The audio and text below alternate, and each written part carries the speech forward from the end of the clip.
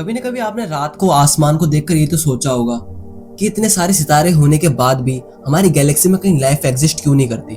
क्या ये पूरी गैलेक्सी पूरी सुनसान है हमारे अर्थ के अलावा, या फिर कहीं और प्लेनेट भी है जहां पर लाइफ एग्जिस्ट करती है। सोचो अगर तुम किसी ऐसे प्लेनेट पर उतरो जहां आसमान बिल्कुल अर्थ की तरह नीला हो, ठंडी हवा चल रही हो और अचानक बारिश शुरू हो जाए। तुम सोचोगे वाह कितना खूबसूरत प्लेनेट है, लेकिन एक सेकंड बाद तुम्हारी स्किन कटना शुरू हो जाए, क्योंकि उस प्लेनेट पर पानी की नहीं कांच की बारिश होती है और हवा 8000 किलोमीटर पर आवर की स्पीड से चलती है। अर्थ पर सबसे पावरफुल यूनिकॉर्न भी इसके सामने कुछ नहीं है। ये कोई मूवी नहीं है, यह है यूनिवर्स के सबसे डेंजरस और हमारी मिल्की वे में पाई जाने वाला एक प्लेनेट, जिसका नाम रखा गया HD 189733b। यह प्लेनेट हमसे लगभग 64 लाइट ईयर दूर है। मतलब अगर तुम लाइट की स्पीड से यानी 3 × 10⁸ मीटर पर सेकंड से भी चलो तो तुम्हें यहाँ पहुंचने में लगभग 64 ईयर लग जाएंगे। और अगर तुम आज के सबसे फास्टेस्ट स्पेस क्राफ्ट से निकलो तो तुम्हें यहाँ पहुंचने में लाखों साल लग जाएंगे।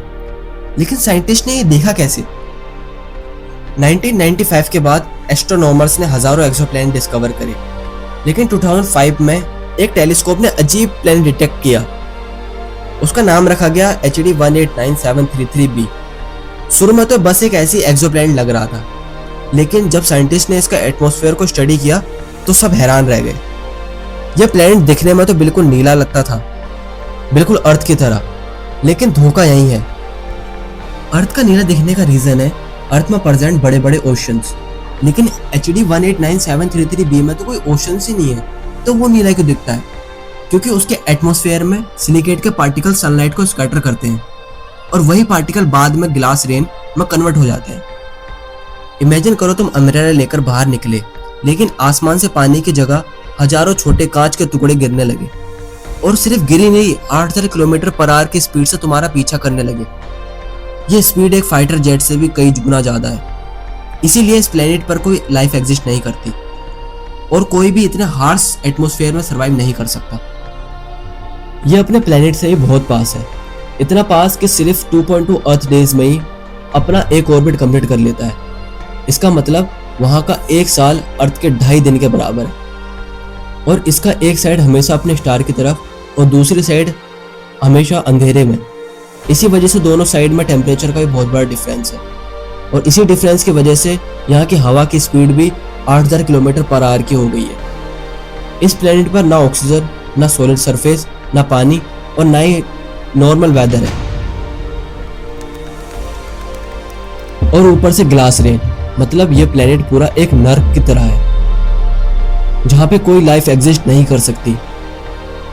आप सोच रहे होंगे कि हम इतने दूर के प्लेनेट को कैसे ऑब्जर्व करते हैं, यहाँ का वेदर, यहाँ के लिविंग ऑर्गेनिज्म और भी बहुत सारे फैक्टर कैसे पता करते हैं। साइंटिस्ट टेलीस्कोप से उनके एटमॉस्फेयर से गुजरती हुई सनलाइट को एनालाइज करते हैं और इस प्रोसेस को ट्रांजिट मेथड कहते हैं।